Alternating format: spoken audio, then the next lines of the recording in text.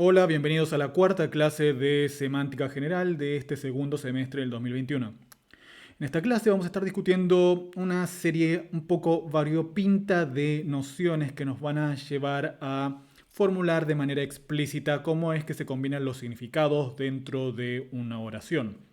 O sea, cómo es que combinamos elementos mínimos en una oración para formar una determinada proposición. Bien, o sea, vamos a estar trabajando con expresiones lingüísticas y empezando a entender cómo relacionamos esas expresiones lingüísticas con su denotación, al menos a nivel práctico. ¿Ok?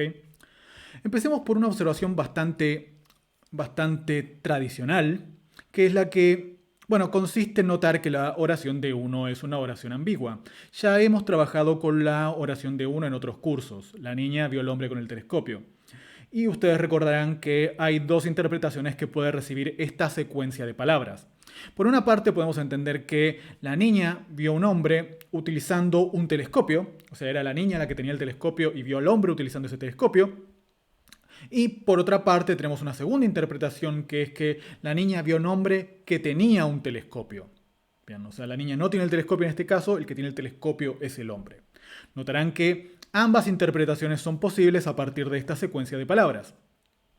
Lo cual nos lleva a hipotetizar o, por ponerlo en otros términos, como lo explicamos en gramática oracional, dijimos que en realidad esta secuencia de palabras corresponde a dos oraciones distintas. O sea, hay dos estructuras gramaticales, dos estructuras sintácticas que se pueden corresponder con esta secuencia de palabras. Y ahí radica la ambigüedad. Básicamente tenemos una alternativa que es pensar que al hombre con el hombre con el telescopio es un sintagma nominal. Acá me quedo en pi en vez de sintagma nominal. Bueno, nominal phrase es lo mismo. Um, y bajo esa interpretación tenemos, bajo esta estructura sintáctica, tenemos la interpretación de que la niña vio al hombre con el telescopio. O sea, el hombre era el que tenía el telescopio en este caso. Bien. Hay una segunda estructura sintáctica que podemos asignarle a la secuencia de palabras en uno, que es la que tenemos en 3.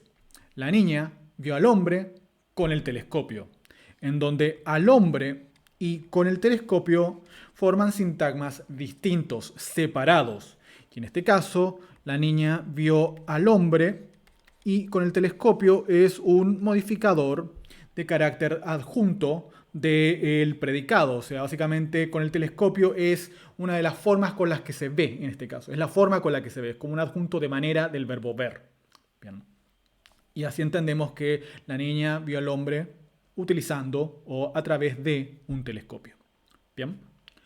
Um, Podemos corroborar este análisis a partir de aplicar prueba de constituyentes. O sea, como hemos discutido, si dos sintagmas no forman una única unidad, si son dos sintagmas distintos, entonces lo que podemos hacer es moverlos y cambiar su posición. Bien. O sea, bajo el análisis que tenemos en 3, bajo esta estructura sintáctica, yo lo que esperaría es poder cambiar el orden de palabras entre el sintagma nominal el hombre y el sintagma preposicional con el telescopio y mantener la interpretación en la cual la niña vio al hombre utilizando un telescopio. Y esto es justamente lo que ocurre en 4. Yo puedo decir, la niña vio con el telescopio al hombre, y esto solamente puede interpretarse como que la niña vio al hombre utilizando el telescopio. Bien. La interpretación con la cual el hombre tiene el telescopio no está disponible en la oración de 4. Bien. Por tanto, esta prueba nos permite demostrar que la explicación de la ambigüedad de esta oración basada en dos estructuras sintácticas es, bueno, correcta. ¿Okay? ¿A dónde estoy yendo con todo esto que ya discutimos en el pasado? Esto ya lo discutimos en gramática oracional, porque esta básicamente es una explicación sintáctica para una ambigüedad de significado, para una ambigüedad semántica. Bien, lo que queremos ver con esto es que la estructura sintáctica, en cierto sentido, determina el significado de una oración. Yo puedo tener una estructura sintáctica, por ejemplo la de 2, y voy a tener una interpretación. Puedo tener la estructura sintáctica de 3 y voy a tener una interpretación distinta, a pesar de que ambas oraciones consisten en exactamente las mismas palabras. Bien. O sea que yo voy a poder reconocer dos factores a la hora de determinar qué factores justamente son los que determinan el significado de una determinada oración. Por un lado, las palabras que conforman esa oración, y por otro, la estructura sintáctica, la manera en que se combinan esas palabras para formar una determinada oración. Bien. Esto es una idea muy clásica, muy tradicional, que recibe un nombre en los estudios semánticos y es básicamente una de las hipótesis centrales de los estudios semánticos, que es la hipótesis de la composicionalidad. Bien. Es la idea que tienen expresada en 5. El significado de una expresión, lingüística obviamente, se deriva de el significado de sus partes constitutivas y de la estructura sintáctica.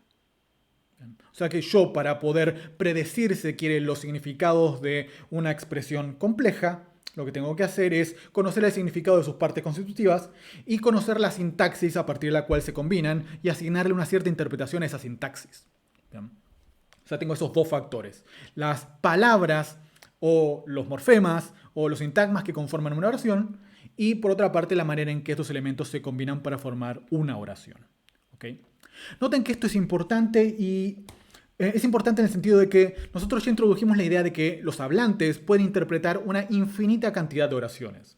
Nosotros, como hablantes del español, podemos interpretar cualquier oración del español que esté bien formada, siempre y cuando conozcamos las palabras que, componen esa oración. ¿Bien?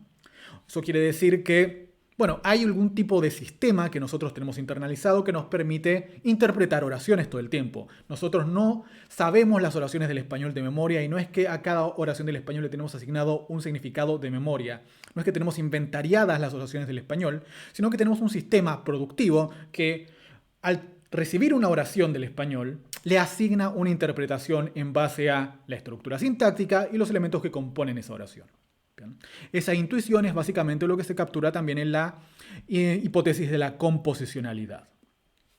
La composicionalidad, a su vez, es lo que nos da una esperanza de poder postular una teoría acerca de cómo funciona el significado. Porque lo que estamos diciendo es que los significados lingüísticos, en definitiva, se reducen básicamente a conocer el significado de las palabras y a algún cierto tipo de algoritmo que me permite, a partir de una expresión compleja, decodificar el significado de esa expresión compleja en base a, nuevamente, su sintaxis y los elementos que lo componen. Bien. Eso básicamente es lo que tiene que hacer un semantista cuando trata de postular una teoría semántica. Tiene que tratar de postular una teoría acerca de cómo funciona ese proceso. Bien. Hoy vamos a estar avanzando en pos de proponer algunos aspectos teóricos de esta teoría de la composición, una teoría de la semántica humana, una teoría de la semántica lingüística. Y vamos a estar avanzando para tratar de entender cómo funciona el principio de composicionalidad que tenemos en 5 en oraciones simples, que vamos a estar haciéndolo la próxima clase. Hoy vamos a introducir algunos ingredientes necesarios para entender lo que vamos a estar discutiendo la próxima clase. Por una parte vamos a estar introduciendo lo que se conoce como la perspectiva fregeana de la composicionalidad, que es un aspecto bastante, estándar, es un punto de vista estándar para abordar la composicionalidad hoy en día. Bien, hay otras alternativas, otras maneras de llevar adelante el programa de estudio que trata de entender cómo funciona la composicionalidad de las lenguas humanas, pero uno bastante productivo, uno bastante extendido, es el que toma el punto de vista de este matemático alemán llamado Frege. Bien, vamos a estar introduciendo esa idea y algunos otros componentes que son necesarios para entender la idea fregeana, la perspectiva fregeana.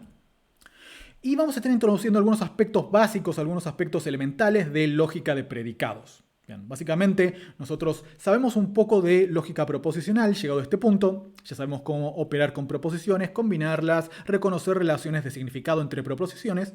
Ahora vamos a tratar de ver cómo se conforman internamente esas proposiciones.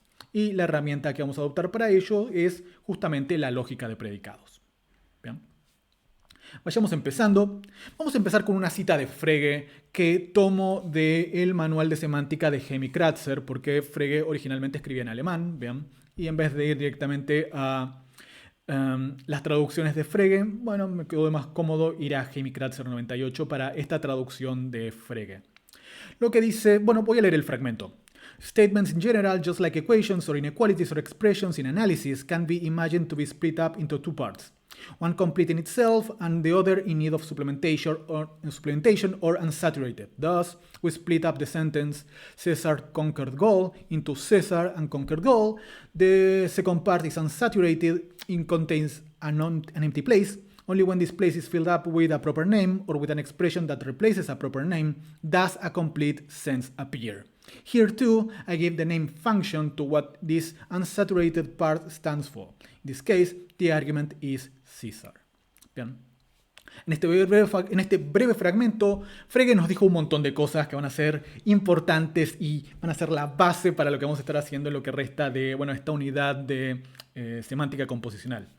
Una de las cosas que nos dice Frege es que, tenemos esta oración, César conquered Gaul, César conquistó la Galia, en donde podemos dividir esta oración en dos partes. Bien. César por una parte y conquered Gaul por otra parte. César por una parte y conquistó la Galia por otra parte. En términos gramaticales, el sujeto y el predicado de la oración. Bien. Y lo que dice Frege es que él va a decir que conquered Gaul, básicamente el predicado gramatical de esta oración, es una función no saturada. O sea, ¿qué quiere decir con esto? Que es como una función matemática f de x que todavía no tiene ningún valor para esa x. Bien, es una función f que requiere que nosotros le demos un argumento para que esta función haga algo. Bien. Esta función no saturada conquered Gaul se satura en esta oración a partir de César. O sea, tenemos conquered Gaul, que funciona como una función no saturada. Nosotros le damos un argumento, que es César, y ahí formamos una función saturada, una función que tiene un argumento, que en este caso es César, que funciona como el argumento A de esta función.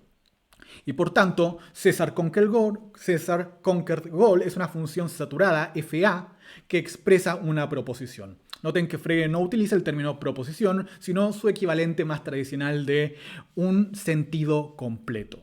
Bien. ¿En qué sentido? Una proposición es un sentido completo, en que es una, si se quiere, afirmación que puede ser considerada verdadera o falsa. Bien.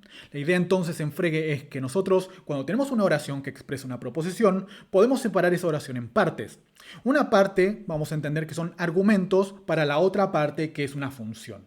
La parte que es una función necesita que nosotros la completemos dándole argumentos, y una vez que completamos esa función, que le damos un argumento a la función va a tener un determinado significado, va a hacer algo. Y ese algo que hace la función es, formar una proposición.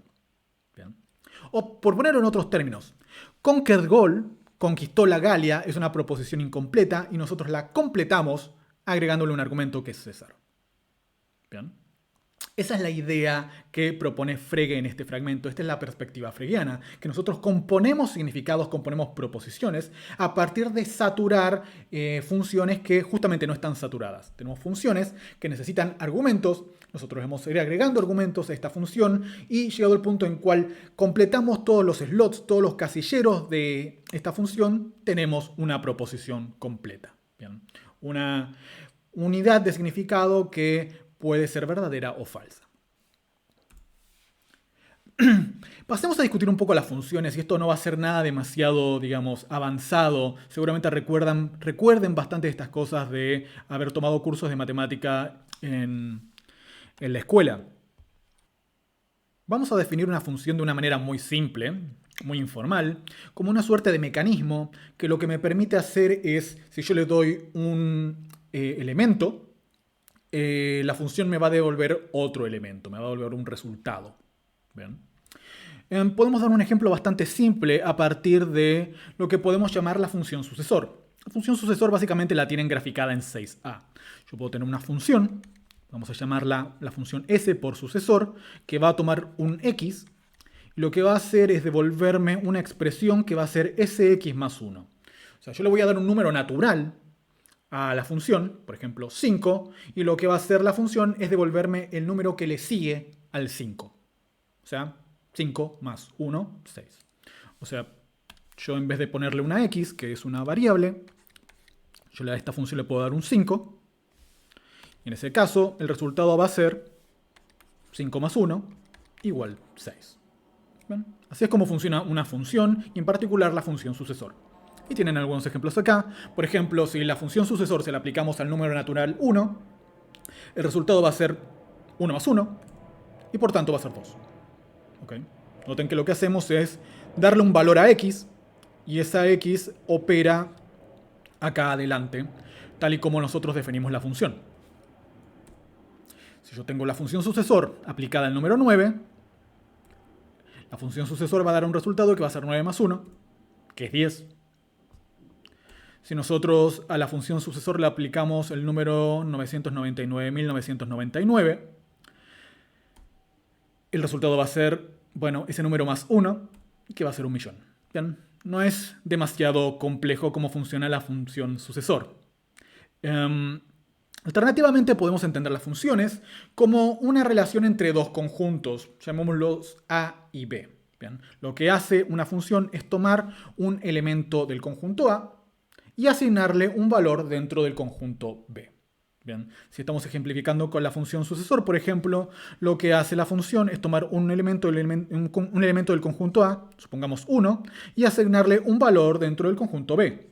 Ese valor va a ser 2. Si tomamos 2 dentro del conjunto A, le va a asignar un valor dentro del conjunto B que va a ser 3. Si tomamos un elemento dentro del conjunto A, la función sucesor le va a asignar un valor dentro del conjunto B, ese valor va a ser 4, y así sucesivamente. Bien, es una relación entre conjuntos, básicamente lo que hace una función. Establece una relación entre los elementos de un conjunto y los elementos de otro conjunto. Noten que en este caso, ambos conjuntos son básicamente los números naturales. Vamos a definir algunas nociones a partir de esto, que no es que nos vamos a emperrar en discutir el significado de estas nociones ni su interpretación, pero nos van a servir para entender un poco lo que vamos a estar haciendo en próximas clases cuando cuando modelemos algunos significados en términos de funciones, que va a ser lo que estemos haciendo de la mano de lo que decía Frege. Tenemos que distinguir entonces entre dominio, rango y codominio, que no son nociones muy complicadas de entender. El dominio es el conjunto de argumentos a los cuales se le puede aplicar una determinada función. Por ejemplo, la función sucesor se la aplicamos a los números naturales. Por tanto, el dominio de la función sucesor, tal y como asumimos la función sucesor en el ejemplo anterior, son los números naturales. El rango o la imagen es el conjunto de los resultados posibles para una determinada función. También es un conjunto de los números naturales, ¿eso? Y el codominio es el conjunto correspondiente al tipo de resultado de una determinada función. O sea, es el conjunto en el cual yo estoy asignando valores una vez que ya aplique la función. Bien, que también va a ser los números naturales. El ejemplo anterior de la función sucesor no nos permite ver claramente la diferencia entre dominio, rango y codominio, porque en todos los casos son como los números naturales. Pero tomamos otra función que vamos a llamar la función mitad. Que lo que hace la función mitad es tomar un número, asumamos que es un número natural, y dividir ese número por 2, o devolvernos la mitad del número que nosotros le estamos dando. ¿Bien? O sea que si yo, por ejemplo, le doy el número, 4, el resultado de aplicarle la función sucesor a 4 va a ser, 2. ¿Bien? Si yo a la función sucesor le aplico 4, el resultado va a ser 4 dividido 2, y, ustedes ya saben que el resultado de eso es 2. Bien. En este caso podemos ver de forma más clara que el dominio, el rango y el codominio son conjuntos distintos. ¿Por qué? Porque el dominio van a ser los números naturales. Esto nosotros lo definimos para nuestra función. ¿No? Yo le voy a poder aplicar la función mitad a los números naturales. 1, 2, 3, 4 ad infinitum. ¿Bien? Sin embargo, el rango de la función mitad no va a ser el conjunto de los números naturales. ¿Por qué? Porque, por ejemplo, si yo divido 1 en 2 partes, el resultado no va a ser un número natural. El resultado va a ser un número racional. ¿Bien? Y no todos los números racionales, sino que el rango va a consistir en una subparte de los números racionales. Los números racionales son básicamente todos aquellos que se pueden obtener a partir de fracciones, ¿no? Entonces podemos tener 0,1, es un número racional, 0,2, 0,3, 0,33, etc. Todos esos son números racionales. Pero no todos estos son números que nosotros vamos a obtener a partir de dividir un número natural por 2. Bien, los números que yo puedo obtener a partir de dividir un número natural por 2 son, 0.5, que es la mitad de 1, 1, que es la mitad de 2, 1.5, que es la mitad de 3, 2, que es la mitad de 4. Bien. Notarán entonces que el rango correspondiente a la función mitad es un subconjunto de los números racionales. Son todos números racionales, pero no son todos los números racionales. Bien. Ese es el rango. Ese es el conjunto de los resultados posibles para la determinada función. que vamos a distinguirlo del codominio, que es el conjunto de los números racionales. Bien. Yo tengo mi función, entonces, que toma números naturales, como si se hacen los números naturales, bueno, supongan que me salió la n, y mi función va a tomar elementos de los números naturales y los va a mapear a el conjunto de los números racionales, que esto era una Q bastante rara, que no me sale. Y esto es lo que estamos viendo en la función. Tomamos elementos de los números naturales y le asignamos valores dentro del conjunto de los números racionales. Ahora, noten que el rango de la función va a ser simplemente un subconjunto de los números racionales, porque no todo número racional va a ser la mitad de un número natural. Bien. En estos casos decimos que lo que tenemos es que la función mitad es una función que va de los naturales a los racionales. Bien. Esto va a ser una notación que vamos a volver a ver otras veces a partir de funciones que vamos a aplicar a las lenguas naturales. Lo que vamos a ver es que algunos elementos de las lenguas naturales funcionan como justamente una función. Si nosotros le damos algo, el resultado va a ser otra cosa que no va a pertenecer al mismo tipo de la función. Suena raro ahora, pero vamos a ver que vamos a aplicar la idea de dominio, codominio, imagen, también a aspectos del significado de las palabras.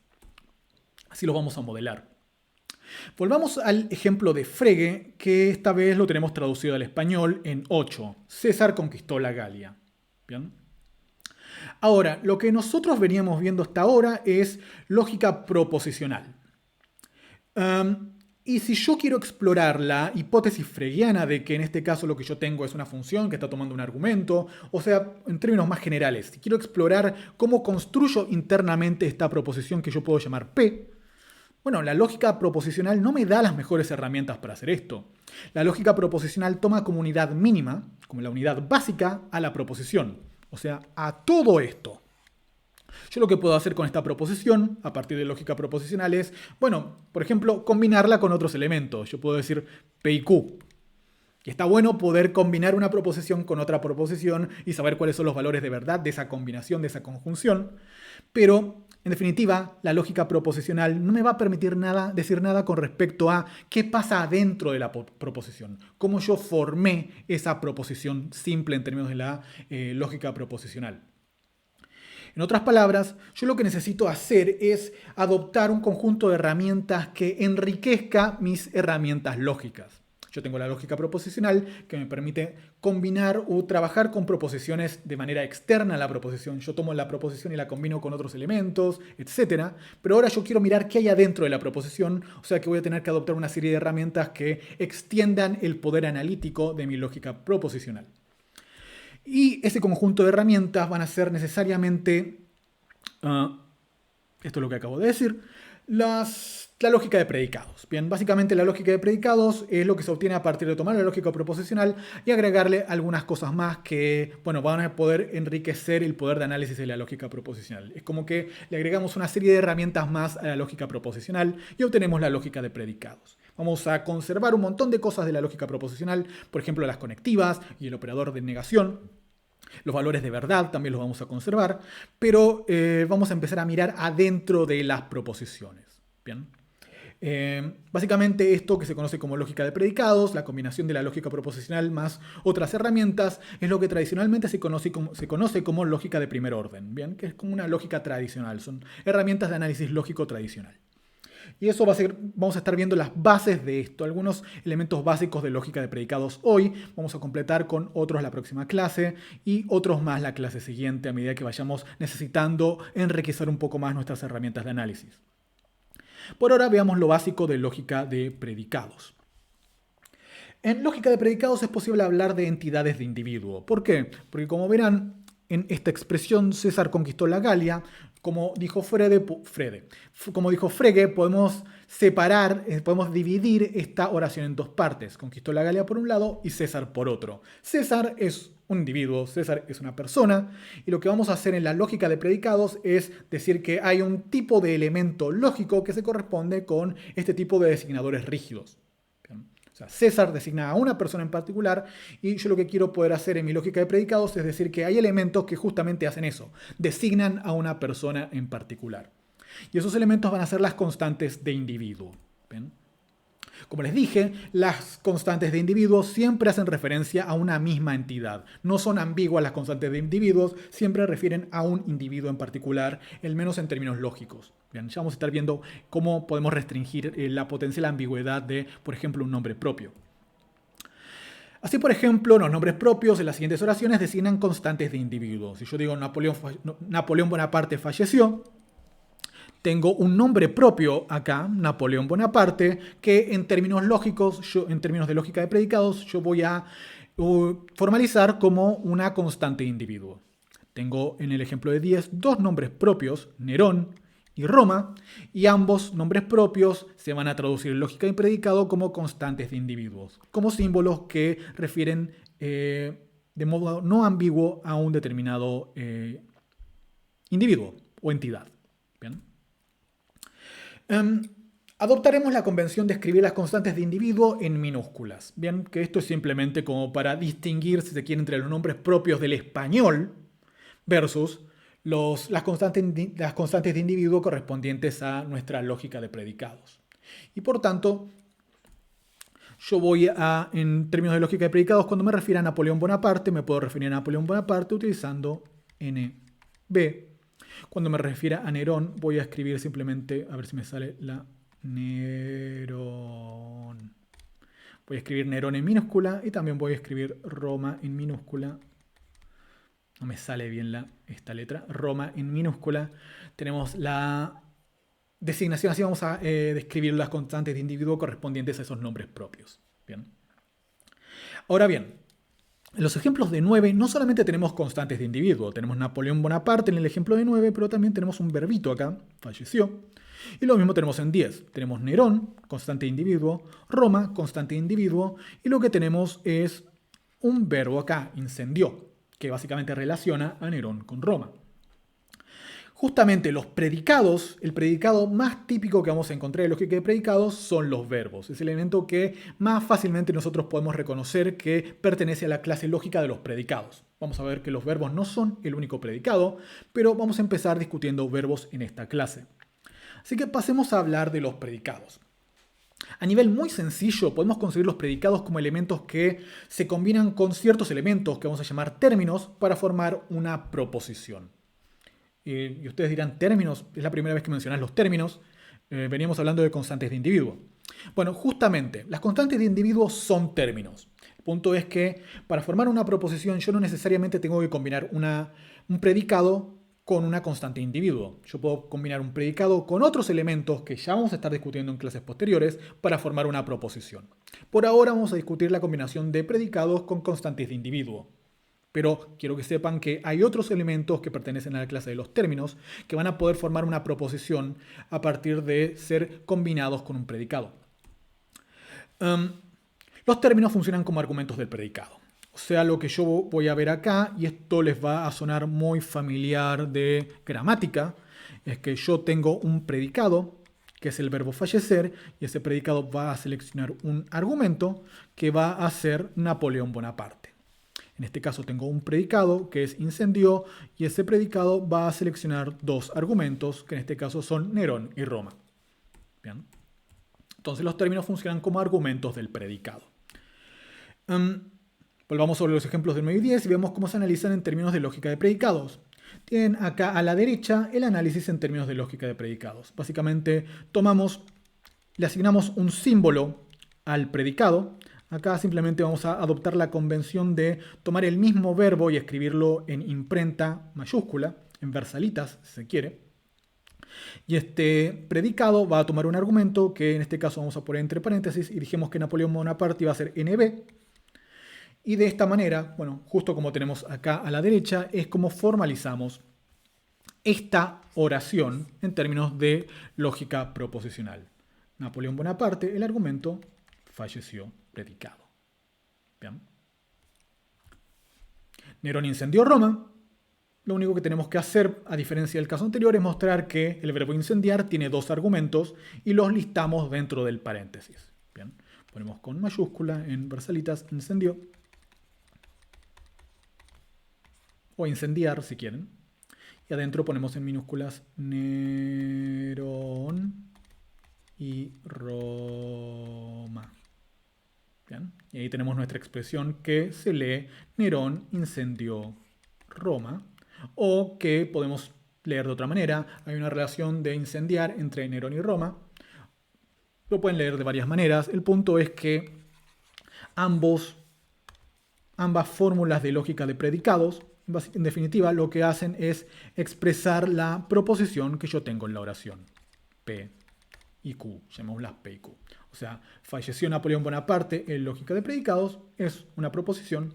Incendió Nerón Roma en lógica de predicados, es también una proposición. Bien, noten que eso está sujeto a valores de verdad. Básicamente yo lo que hice fue tomar un predicado, completarlo, saturarlo con un argumento, y eso me devolvió una proposición. Bien. Ahora, una observación con respecto al término predicado en semántica. No es exactamente la misma idea que en gramática. En gramática, básicamente la noción de sujeto y de predicado de la gramática se deriva un poco del análisis lógico, pero no es exactamente igual. En gramática lo que teníamos era el sujeto, que definíamos en términos gramaticales, y lo separábamos del predicado, también definido en términos gramaticales.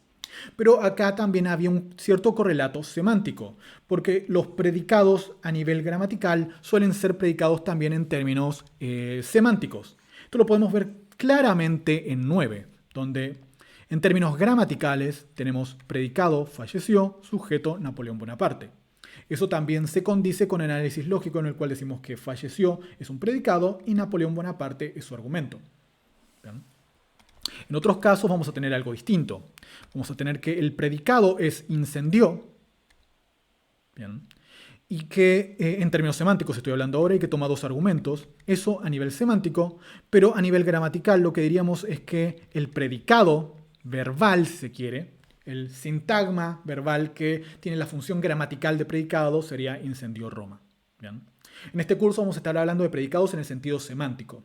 Vamos a ver que también hay un sentido semántico en el cual esto es un predicado, pero lo vamos a estar discutiendo en la próxima clase, no ya mismo. Y vamos a estar modelando el significado de este tipo de elementos. Incendió Roma, de esta cosa incompleta que se completa y permite formar una proposición a partir de agregarle Nerón.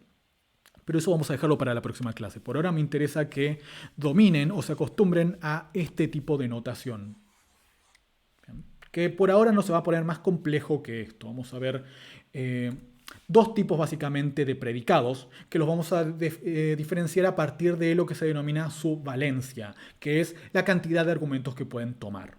Vamos a estar trabajando con predicados monádicos, que son básicamente los predicados que seleccionan un argumento, como fallecer, como puede ser correr, como puede ser, qué sé yo, sonreír.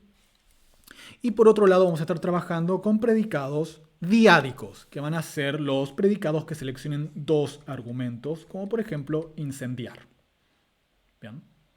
O destruir, o saludar, o amar. Predicados que seleccionan dos elementos, ¿bien? Como aclaración, sepan que al menos dentro de la lógica de predicados, no hay un límite establecido para cuántos argumentos puede tener un determinado predicado. O sea, vamos a estar hablando de predicados que tienen n argumentos o predicados n-arios. Bien.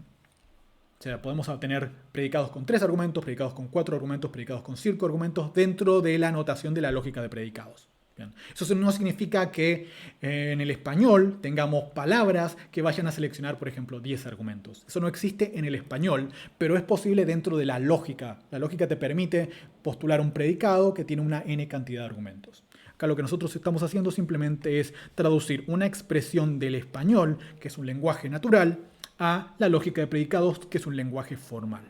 Bien. Y dentro de este lenguaje formal, las reglas de la gramática, de la sintaxis de este lenguaje formal, te permiten tener predicados con 20 argumentos. Eso no significa que eso suceda en español. Bien.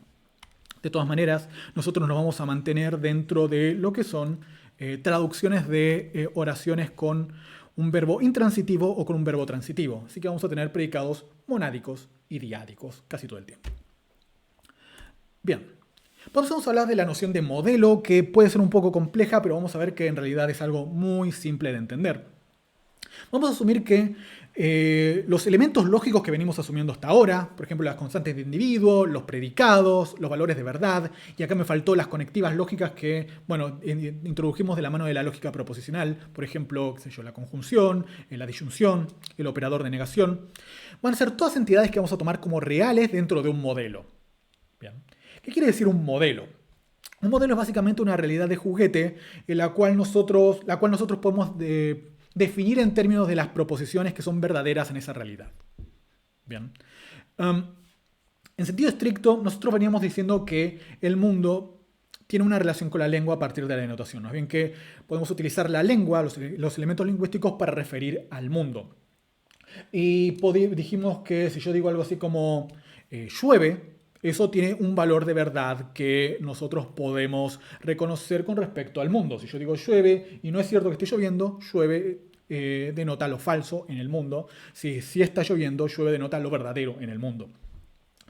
Sin embargo, algunas oraciones nos van a quedar sin valor de verdad si trabajamos con el mundo real. Por ejemplo, si yo digo está lloviendo en San Petersburgo, qué sé yo, está lloviendo en San Petersburgo, eso es verdadero, falso, no sabemos. Entonces lo que hacemos simplemente para trabajar más cómodamente es armar una realidad de juguete que vamos a llamar modelo, en la cual además vamos a tener una cantidad finita de constantes de individuo, en las cuales, lo cual nos va a permitir que, por ejemplo, un nombre propio no sea ambiguo con respecto a su interpretación.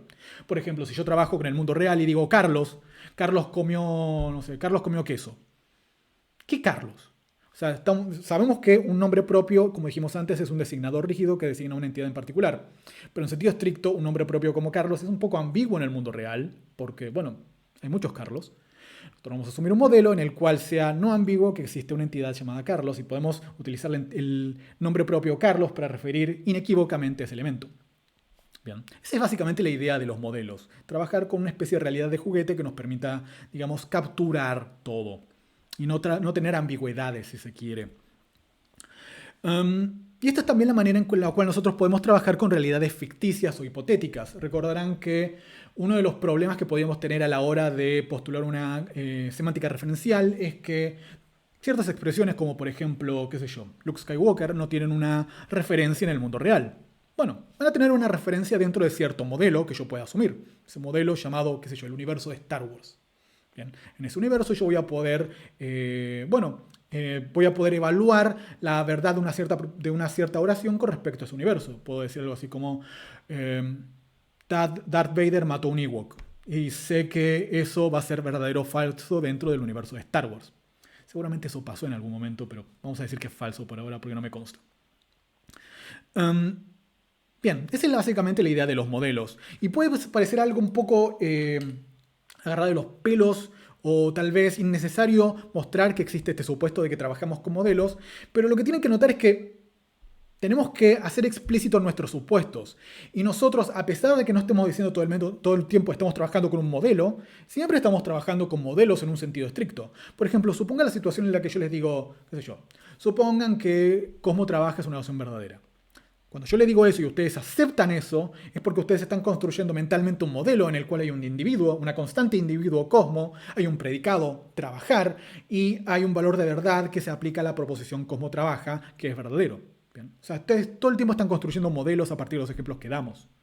O sea, es apropiado que sepamos que estamos trabajando con una cierta entidad lógica, con un cierto concepto lógico que es el de modelo. Bien.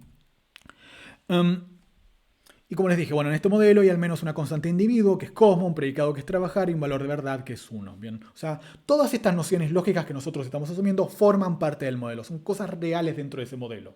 Bien. Y esto va a permitirnos hacer algo muy interesante, que es poder asignarle una denotación dentro del modelo a expresiones de la lengua natural. Pero ya vamos a llegar a eso.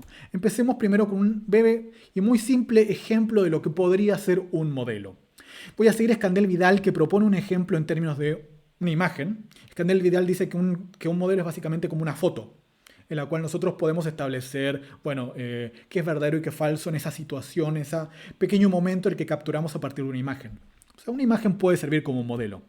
Y esta es la imagen que les voy a dar ahora. No hace falta que les diga que tomé esta imagen de una película de Harry Potter. Son chistes. Bueno, a partir de este modelo podemos podemos reconocer dentro de este modelo ciertos elementos lógicos. Primero vamos a poder reconocer al menos dos constantes de individuo, Frodo y Gandalf. O sea, en este modelo tenemos una constante de individuo que está acá, que es un individuo que vamos a llamar en términos lógicos Frodo, y otro individuo, Gandalf. Bien, en nuestro modelo tenemos Frodo y Gandalf. Noten que estos son las constantes de los individuos, no son los nombres propios que utilizamos en español para referir a estos individuos. Es como que estos individuos son el individuo en nuestro modelo. Bien. Además de los individuos dentro de nuestro modelo, además de nuestras entidades, si se quiere, vamos a poder reconocer predicados monádicos, o sea, predicados que seleccionan solamente un argumento, o lo que podríamos llamar en términos más generales, propiedades que pueden tener nuestras entidades, nuestros individuos. Estos pueden ser predicados como sonreír o fumar, que son cosas que están sucediendo en nuestro modelo. O sea, en nuestro modelo existe sonreír, en nuestro modelo existe fumar. ¿Bien? Hay alguien en este modelo que está fumando, hay alguien en este modelo que está sonriendo. O sea, sonreír y fumar son cosas que forman parte de esta realidad que estamos capturando en esta foto, en esta imagen. ¿Bien? Y son predicados monádicos, son básicamente propiedades que podemos atribuir a entidades. Por ejemplo, podemos decir que hay una entidad sonriente, que es Frodo, podemos decir que hay una entidad fumante, que es Gandalf. ¿Bien? Y también podemos reconocer predicados diádicos, o sea, predicados que seleccionan dos argumentos, que podemos también llamar estos predicados diádicos relaciones. O sea, hay relaciones que se establecen entre los individuos, entre las entidades. Por ejemplo, una relación de mirar. Podemos decir que, por ejemplo, Frodo mira a Gandalf. Bien. Mirar es algo que está ocurriendo en esta foto, es algo que está ocurriendo en esta imagen. Bien. Es una relación entre dos individuos, entre dos entidades de este modelo. Y nosotros básicamente podemos completar mirar con dos argumentos X y X mira ahí. Bien. Otra relación diádica que podemos marcar acá, otro predicado diádico, es hablar con. Alguien está hablando con otra persona en este modelo. Bien. O sea, podemos reconocer eso a partir de esta pequeña imagen. Y a partir de estos elementos, a partir de mis constantes de individuo, de mis predicados monádicos, de mis predicados diádicos, yo puedo formar proposiciones que me describan la imagen. Por ejemplo, que me describan el modelo. Vamos a llamar a este modelo M. ¿Bien? Casi siempre vamos a llamar a los modelos M, a menos que necesitamos distinguir dos modelos distintos y en ese caso les vamos a poner otros nombres. Pero por ahora vamos a llamar a nuestros modelos M. Y puedo yo, a partir de los constantes de individuo que reconocí, a partir de los predicados que reconocí, puedo básicamente describir, si se quiere, ese modelo, esa pequeña realidad de esa foto. Puedo decir, por ejemplo, que Frodo sonríe. Sonríe Frodo es algo que sucede en la imagen, en mi modelo M. Puedo decir que no sonríe Gandalf. Noten que sonríe Frodo o sonríe Gandalf, esto es en sí una proposición, y yo puedo aplicarle a esto los operadores, los elementos de la lógica proposicional. O sea, lo puedo negar. Bien. Y eso significa que Gandalf no sonríe. Efectivamente, no voy a volver atrás, pero recordarán que Gandalf no estaba sonriendo. Y esto sigue describiendo mi modelo. Puedo decir no fuma Frodo. Bien, porque no es cierto que Frodo fume, al menos en la imagen. Es cierto que Gandalf estaba fumando. Sigo describiendo mi imagen con, bueno, justamente proposiciones. Es cierto que Frodo mira a Gandalf. Frodo establece una relación de mirar con Gandalf. Frodo está mirando a Gandalf. Noten que el orden en cómo, la manera en que ordenamos las constantes de individuos dentro del corchete tiene una interpretación. Básicamente, para decirlo en términos simples, el agente va a ir a la izquierda, el tema o paciente va a ir a la derecha. Bien. Así que en este caso, Frodo mira a Gandalf, y eso es verdad. Si vuelven a mirar la foto, no es cierto que Gandalf esté mirando a Frodo. Habla con Gandalf con Frodo, eso se da, y etcétera. Podemos seguir postulando. No significa que estas sean las únicas proposiciones que podemos utilizar para describir la imagen, pero son algunas que nosotros podemos formar a partir de reconocer que en ese universo hay predicados, constantes de individuo, valores de verdad, que las conectivas son parte de ese mundo también, etc. ¿Bien? Ahora, ¿por qué es importante que estos elementos formen parte del modelo? Porque, como les dije, vamos a poder denotarlos, vamos a poder referir a ellos a partir de utilizar la lengua natural. Cuando introdujimos el enfoque referencial, básicamente dijimos que nos iba a interesar la denotación de las expresiones lingüísticas. Con esto nos estamos refiriendo a palabras, sintagmas y oraciones. Dijimos que lo que hacemos generalmente es establecer una relación entre las expresiones lingüísticas y el mundo. ¿Bien? Si yo digo taza, puedo referir, por ejemplo, a esto que es una taza. Pero ya dijimos que nosotros no vamos a trabajar con el mundo real, vamos a trabajar con modelos. El mundo real es un modelo, pero bueno, en términos estrictos, lo que vamos a estar diciendo es que en la lengua natural el español refiere a cosas dentro de un determinado modelo, y ese modelo puede ser el mundo real. ¿Bien? Entonces, lo que vamos a estar reconociendo son relaciones entre expresiones lingüísticas y un determinado modelo. ¿Bien? Para saber la denotación de una expresión lingüística alfa, vamos a aplicar una función sobre alfa. Vamos a llamar a esa función la función interpretación. Básicamente, la función interpretación lo que me va a permitir hacer es conectar cosas de la lengua, expresiones lingüísticas, con elementos de un modelo M. ¿Bien? Es una función que va de expresiones lingüísticas a, bueno, entidades dentro de mi modelo. Y noten que ese modelo puede ser también la realidad o una realidad hipotética. Por ejemplo, si yo tengo un Luke Skywalker como elemento, nombre propio del español o del inglés, eso va a referir a un determinado individuo dentro de mi modelo hipotético Star Wars. Bien. O por ponerlo en otros términos, la función interpretación es una función tal que si nosotros le damos una expresión lingüística, esa función nos va a devolver, esa función ya saturada nos va a devolver un determinado individuo, una determinada cosa dentro del modelo. ¿Bien? Esto se ve bastante clarito con los nombres propios. Supongamos que yo tengo un nombre propio, y noten que en este caso lo estoy escribiendo con mayúscula porque es un nombre propio, una entidad del español, una expresión de la lengua española, Frodo. Si yo le aplico la función interpretación a este nombre propio, Frodo, yo lo que hago es marcarlo, ponerlo entre corchetes a mi nombre propio y aclarar que voy a aplicar la función interpretación dentro de un cierto modelo M. Esto me va a dar la denotación de este nombre propio que yo pongo entre los corchetes dentro del modelo M. Y esa denotación va a ser el individuo que yo llamé Frodo dentro del modelo. Bien. Lo mismo vamos a hacer con un nombre propio como Gandalf. Yo lo voy a poner entre corchetes, voy a aclarar que quiero la denotación de este elemento Gandalf, nombre propio Gandalf, en el modelo M, y eso me va a dar la denotación de Gandalf en el modelo M. Me va a dar que esa entidad es el individuo Gandalf, la cosa que yo llamo Gandalf. Y también lo podemos utilizar, todo esto, la función de interpretación, para postular las condiciones de verdad de una determinada oración. O sea, si yo digo una oración como Gandalf fuma, esa oración ya sabemos que va a denotar un valor de verdad. Ese valor de verdad va a depender del modelo. En este caso, va a depender del modelo que yo armé en base a la imagen. ¿Bien? Gandalf fuma va a ser algo que va a ser verdadero. Esta oración yo la voy a interpretar dentro del modelo M y me va a devolver algo verdadero, va a referir a lo verdadero 1, si y solo si se cumple que Gandalf esté fumando en M. Recordarán que estas son las condiciones de verdad de la oración. Y esto es básicamente lo que radica el proceso interpretativo. Yo cuando interpreto esta oración, cuando entiendo la oración Gandalf fuma, entiendo un significado.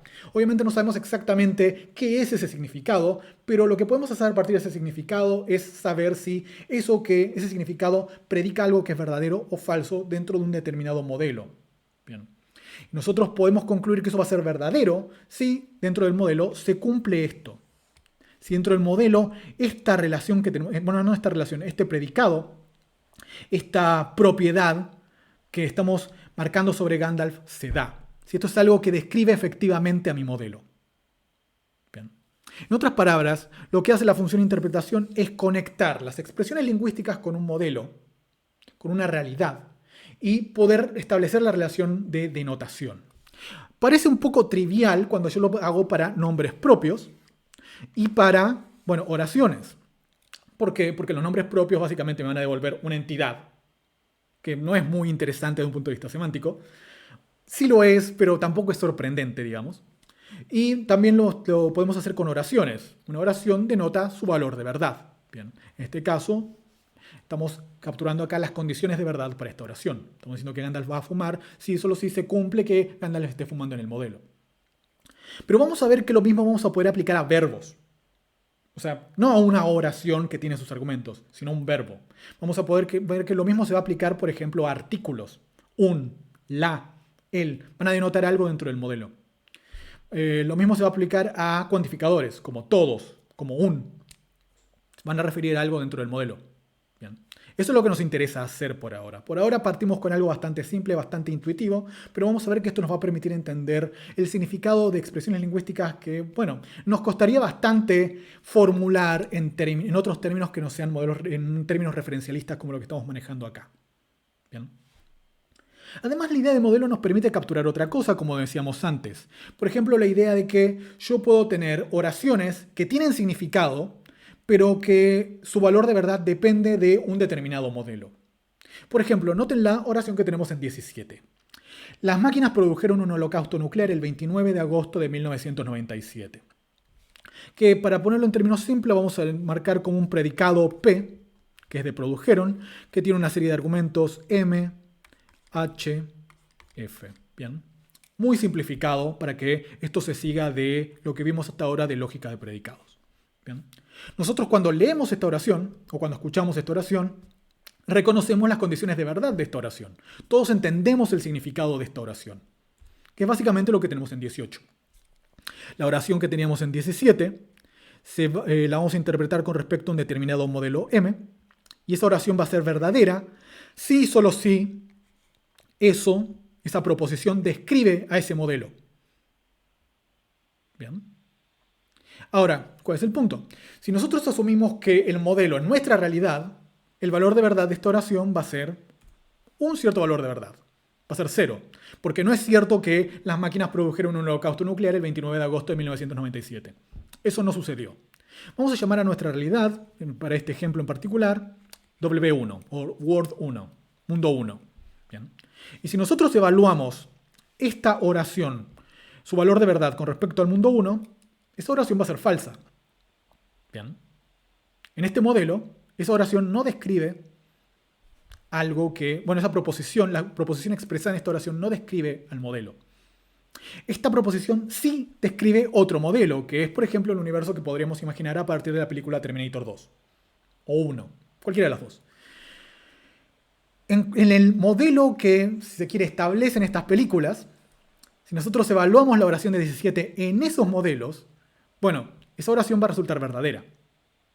Vamos a tener que asignar un valor 1 a la oración de 17 en el modelo establecido por la película Terminator 2. O sea, pueden notar que distinguir entre modelos tiene una función bastante directa con respecto a los valores de verdad. Y como ya estuvimos viendo, los valores de verdad son los que nos van a permitir distinguir un montón de cosas en términos del significado. No es que nos interese si las oraciones son verdaderas o falsas, lo que nos interesa es saber si una es verdadera y otra es falsa, como para poder distinguir entre sus significados. Bien, estuvimos hablando de eso con respecto a las relaciones de contradicción, con respecto a las relaciones de paráfrasis entre proposiciones. En definitiva, vimos que los valores de verdad de las proposiciones me permiten establecer relaciones de significado entre las proposiciones. Y ahora lo que estamos viendo es que, en definitiva, lo que establece los valores de verdad son los modelos. Eso es todo por la clase de hoy. Vamos a ver qué fue lo que estuvimos discutiendo. Al principio de esta clase presentamos el principio de composicionalidad. Básicamente la idea de que el significado de una oración, de una expresión compleja, depende del significado de las partes mínimas y de la manera en que se combinan sintácticamente. A partir de eso vimos lo que podemos denominar la perspectiva fregiana de la funcionalidad, o sea, la idea de que los significados complejos se componen a partir de saturar funciones. Hay expresiones de la lengua que en algún sentido están incompletas y que se completan a partir de darles argumentos. Y eso en definitiva nos va a dar una proposición. Vamos a estar explorando este punto de vista en mayor detalle en la próxima clase. Ya que vamos a estar trabajando con funciones, discutimos la noción de función como a modo de recordatorio de lo que se entiende generalmente por función y definimos algunas de las partes de la función, el dominio, el codominio y el rango. Por último, hicimos explícito el supuesto de que trabajaremos con modelos y que aplicaremos la función interpretación para capturar las denotaciones de las expresiones del español. Como dijimos, un modelo es básicamente una realidad de juguete que construimos con herramientas lógicas, con la lógica de predicados. Y lo que vamos a estar haciendo a partir de la función de interpretación es establecer denotaciones entre los elementos lingüísticos y objetos de nuestro modelo.